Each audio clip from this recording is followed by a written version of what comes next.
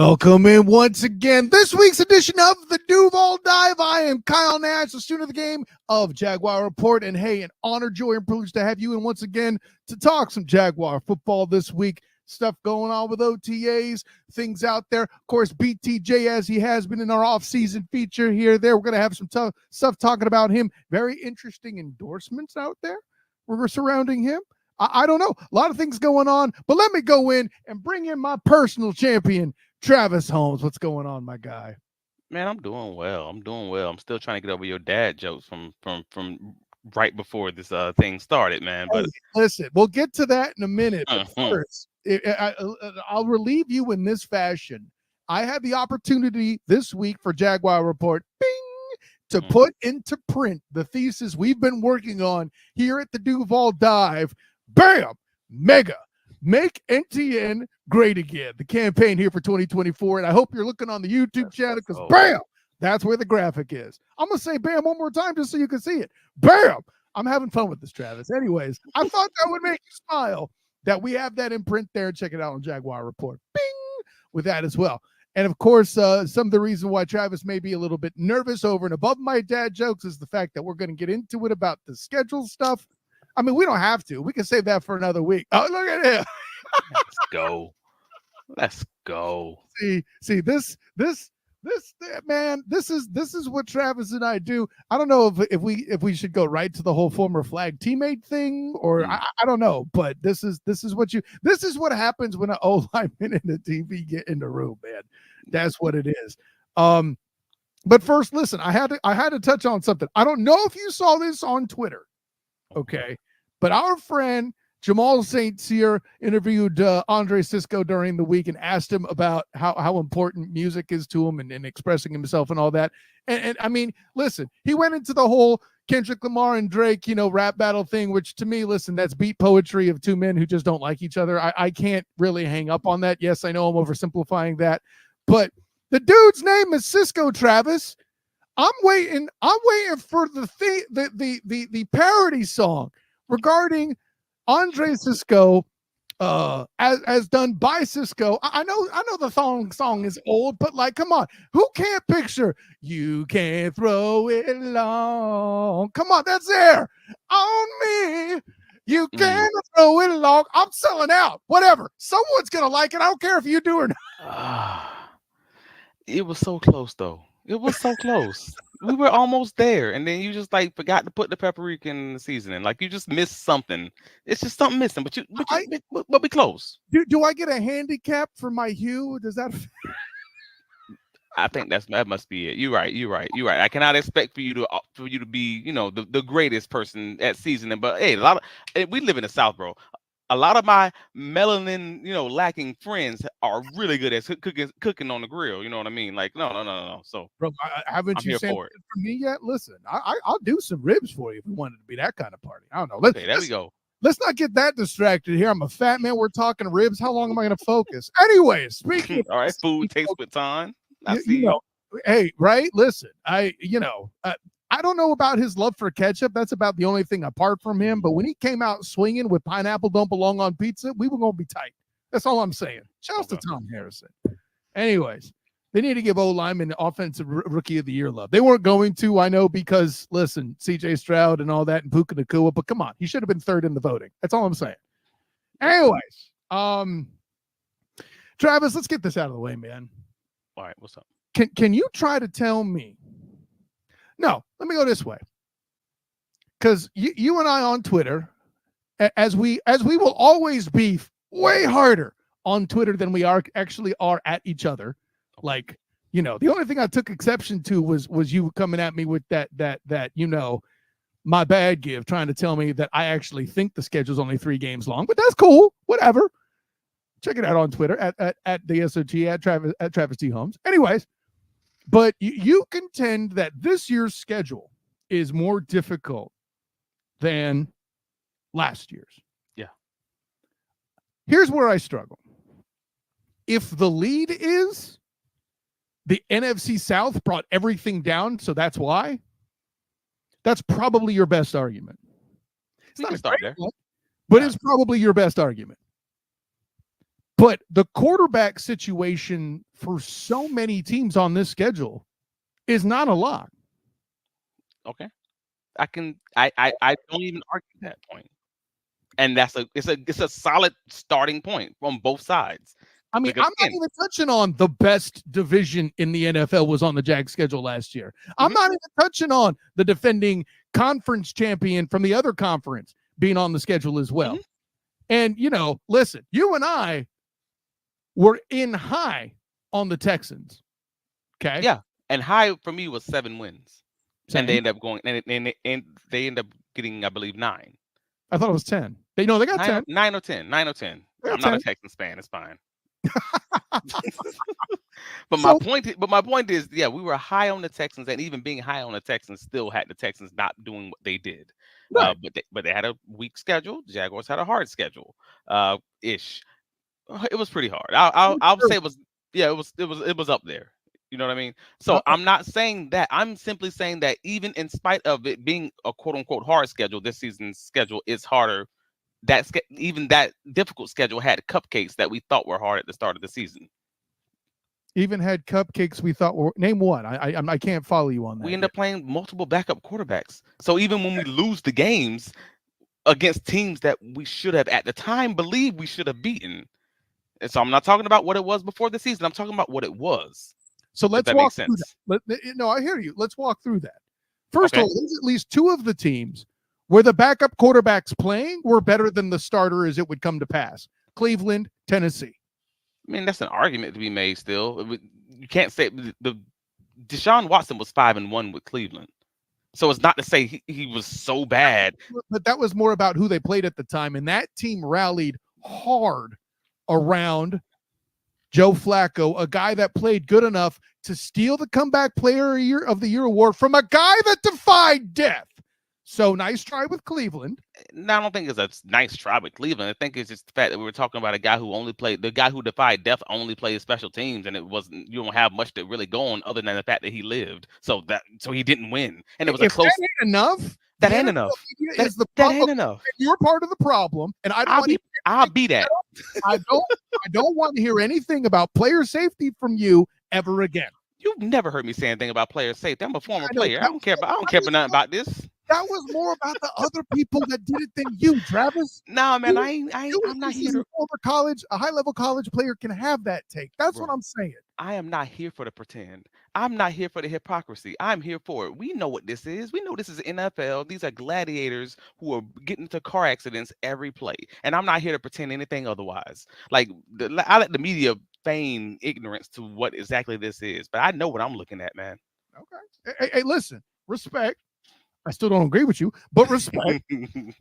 That all being said, so and granted, I'll say this too: the best defense for the Jags losing that game also was how decimated they were in the secondary. So I know that was a factor. Then you have Cincinnati. You have the Cincinnati game. I'm glad you brought up Cincinnati. Which they should have won.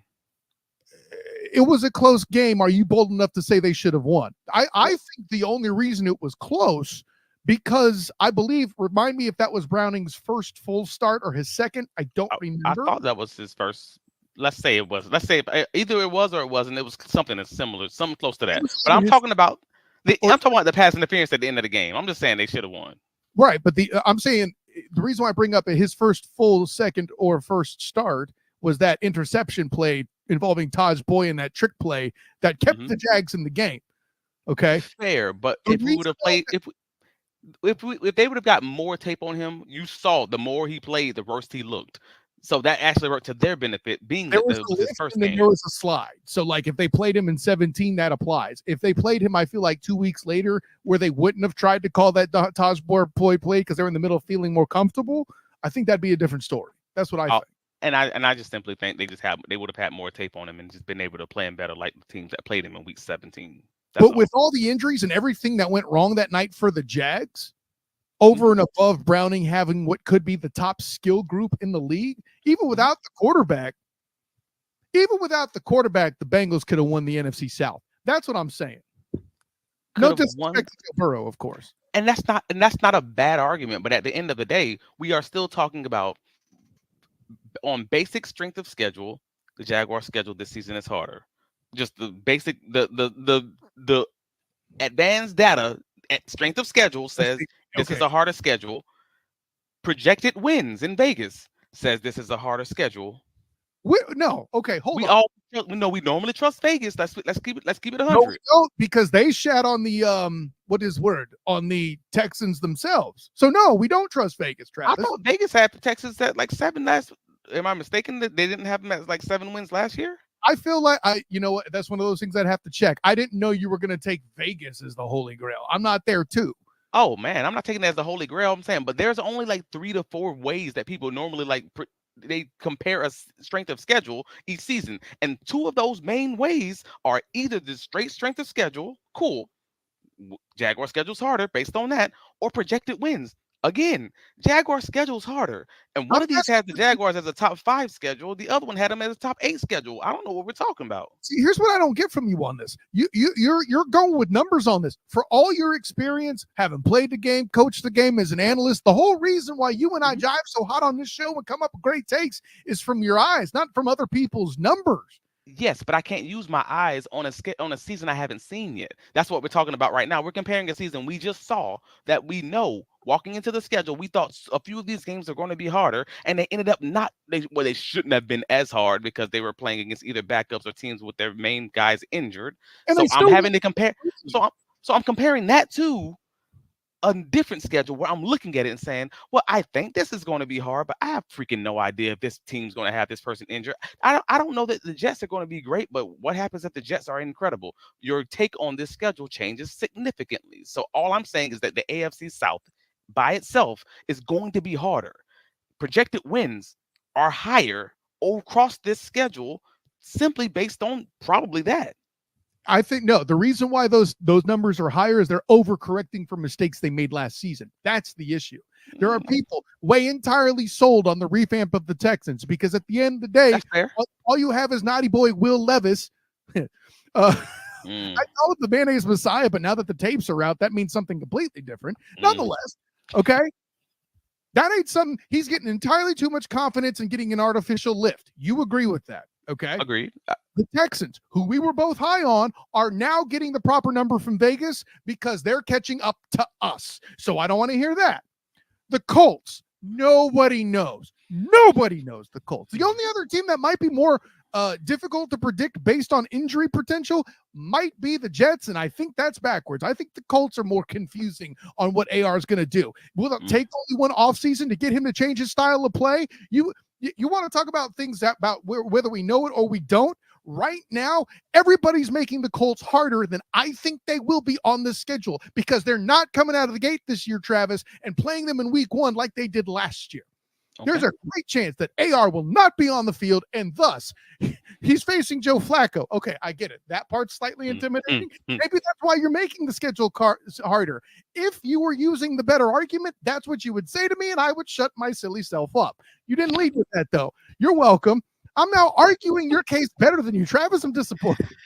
Yeah, I don't know about better than me, but I appreciate all the help you want to give me to make this thing easy as easy as can be. And I am not above the law.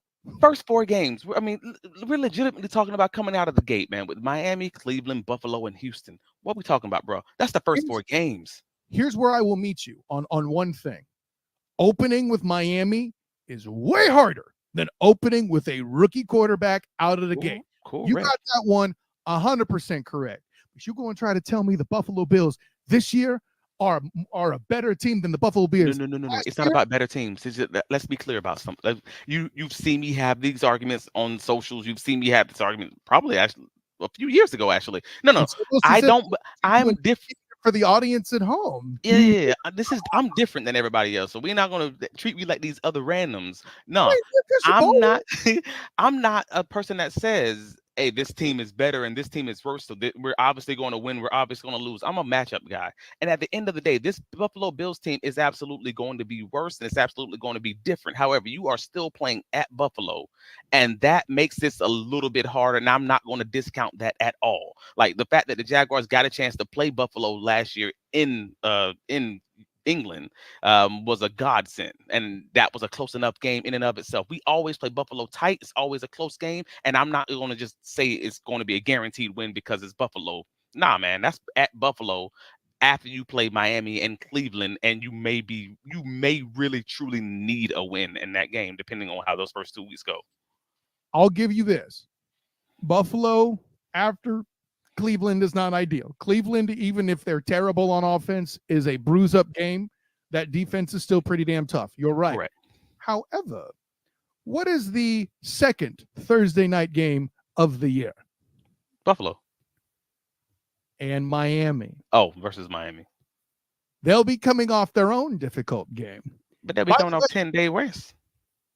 True, but let me give you this too. Here's the part I feel like you're leaving out. I'm using what I'm going to call the Boston Celtics defense. They damn near won one element of the Eastern Conference by taking Drew Holiday off Milwaukee's roster and putting it on theirs in similar fashion. You already know where I'm going because you're smart, but I'll explain it for the people at home. They've not only have they taken their center off and stolen him, they've upgraded the defensive tackle position, that very place that they affected, forcing Josh Allen into making more mistakes with what is arguably a revamped, though they'll still be trying to get chemistry, a revamped DB core and a group that's even better on the edges if everything goes according to plan. I'm not going to argue against it because honestly, I don't even believe the argument, and I'm not going to make the argument for the sake of it. Because again, I think it'll be close, but because it's always close with Buffalo, and we're really good at beating Buffalo for whatever reason. It's like Pittsburgh. I don't know. It just works. Voodoo, I could at least back up some points. That's all I'm saying. No. I will argue something when I believe it, or when I even reasonably believe it. And I do believe this is going to be a hard matchup. I believe it's going to be a close game. Do I believe the Jaguars will win? I believe they should. But do I believe they will win? Oh, that ain't never easy. When you're playing against Josh Allen early in the season with a new defense that you have no idea if they're going to have a ramp up period or anything like that. And the 3 busted coverages are 21 points, and we're still having to. And we got questions, and I just think that's fair. The first Texans game from last year at Everbank. We ain't got to bring that up, Travis. But I'm bringing up all the games from last year. Busted coverages and miscommunication seem to be just a common thing, man.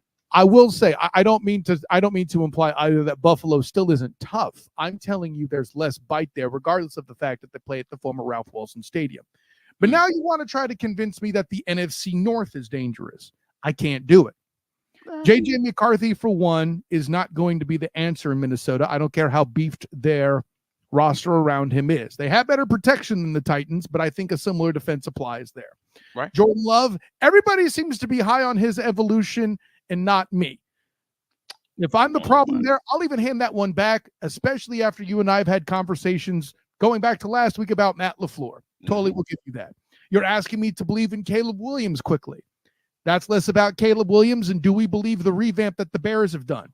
Right. I think Eberflus is the problem, and bad coaching is something that gives advantage Peterson. There you go. Right?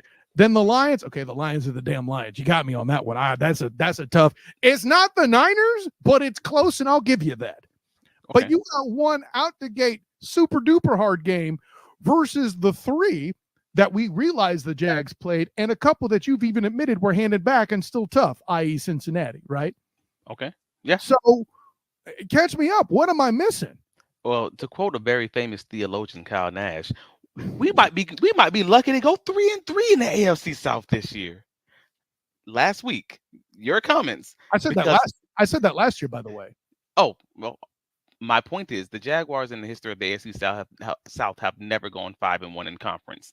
And if we're having a conversation where they may be quote unquote lucky to go 3-3 in the AFC South because the AFC South is so all over the place and not really knowing where these teams are, then they're going to have to make up at minimum 2, if not 3 games in the out of conference schedule. As you just mentioned, that out of conference schedule is actually a little bit easier. Like it is. Like well, actually it is. It may be.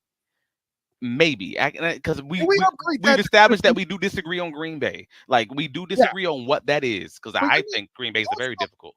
Let me summarize this. You're not going to sell me that the NFC North should be harder than the AFC North. No, but I'm saying that the AFC South is going to be harder than the AFC South was plus the difference, if that makes sense. That's all we're talking about is the difference over the scope of the schedule. Yeah, but I've already talked you away from that. That was the lead, right? You don't buy the Titans. You think Will Levis is going to be the TRASH, right? And he can be trash, and they still split because that's the AFC South, baby. Well, how is that different from last year with the Titans? Because we were 4-2. Somehow we still went 4-2. I have no idea. You're arguing against your own preachings. You What do know the answer now, and the only reason they were 4-2 is because they fell apart in week 18, right? Yes, but that happened. I don't know. How that happened doesn't matter to me because we're comparing what did happen versus what we think might happen in 2024. I'm not trying to do that. Yeah. And the things that are unpredictable, you kind of have to default to a 500. That's why I said what I said about the 300 or the 3-3. I went 4-2 on record last year because I was worried about injury stuff with AR because of his style of play. I didn't want to say I called him dealing with injury. I didn't think it'd be that quick. That's what I got wrong. Okay. Please see also what I did with Aaron Charles Rodgers. I said he was an injury risk in camp. I didn't think it would be snap number 4. And as late as and to go full circle, as late as that Jets game is this season, you think Aaron Charles Rodgers is going to take the field in week 15, bruh? Yes, I think he's gonna be selling them gas station pills on the sideline, but he's gonna be there. That man's gonna put in that work. But we are really having this argument about the fact that this team is going to be playing 3 division champions and 4 other playoff teams on this schedule. Yes, some of the other teams might reasonably be considered someone who stinks, but the Jets are still a question mark. Like this is not an easy schedule by any stretch of the imagination. No one said it was easy. It's less hard than last year. That's the premise. Still don't disagree. Still don't agree. But I understand I understand why you think it, because they played 2 teams that went deep into the playoffs, and they played a third team, deep to the Super Bowl, and a third team that went deep into the playoffs. And I'm making the same argument that multiple of these teams can do the exact same thing, and that's kind of what. Okay, wait. So who are the teams you have on here that can go deep in the playoffs that aren't Houston? That aren't the Lions? Okay, so the Lions is one. Right. Oh, I'm sorry. Okay, cool. So we said that aren't Houston though. So we're saying Houston can't be part of that conversation. But why is that? I'm giving you Houston. Oh, so Houston, the Lions, we got the Dolphins. That's 3 teams already. I haven't talked about the Packers. Bruh. The Lions going deep, or excuse me, the Dolphins going deep in the playoffs. Really? What wins championships, cornerback? So you're saying they don't have no defense, and they don't. But that's true, and they don't. What have is a mass exodus. They're worse than last year, homie. I mean, you're not wrong on that, but I'm not saying it's have to be more teams. It can be the same amount of teams that we're talking about, and that's still an apples to apples comparison. So we're going to end this thing in the tie. That's what I'm hearing. Well, but you got 3. Name me your 4th. A 4th? I don't know that I necessarily named the 4th because I don't know that I necessarily believe in Philadelphia, but we got the Cleveland Browns though. You believe in them? Really? I believe in them more than I believe in Philadelphia. Well, now you're moving the goalpost because that's a good statement. Anyways, hey, they're a playoff team from last year. I think it'd be reasonable to consider them a playoff team this year. Talking about over Pittsburgh. I mean, the Cowboys were a playoff team last year. What do you want? Anyways, well, man, look, we spent 20 minutes on that ish. Let's move on. Oh Lord, yeah, we haven't talked about training. Well, about OTAs. Well, hey, about stadium rights. We haven't talked about joint practices with the Bucks, bro. First of all, okay, here, we'll get that out the way. We'll get that out the way real quick. Still Everbank for now. Bing, they extended it. OTAs, or excuse me, Bucks practice. Week 2 of the preseason. So after the August 10th on Saturday preseason game, the very same mentioned Everbank Stadium, they're going to play the Bucks practice. Whoa, okay, nailed those. Joint practices, yes, we love those. Did I actually, joking aside, I do hope I get the opportunity to observe that. We'll see what happens. Did you write about that stuff on Big Cat Country? Hey man, you already know. Go and check out Big Cat Country. We write about all of this stuff. Come, let's go. Then OTAs. Give us your point of view and what you saw, my man. Oh Lord, OTAs was dope, man. It was interesting because it was raining for the second time, but they didn't take it inside. They actually wanted to see how the team reacted to the wet field conditions. And well, the big news for me was Christian Kirk. The man just looked like a man on a mission, and I think I said the same thing in my post OTA wrap up on my socials and also on the YouTube. Go and check him out. But the gist of it being is he does not look like a man that's returning from injury. He's Mhm. out there catching everything. I mean, got one-handed catches in the rain without a glove. What are we doing? Yeah, right. Yeah, that's C. Kurt, man. BTJ still being BTJ. He had one drop but overall, like it was a really solid day. Everyone's talking about Joshua Cephas and kind of that whole wide receiver six conversation of if it's going to be Tim Jones, Josh Cephas, or goodness gracious, Elijah Cooks.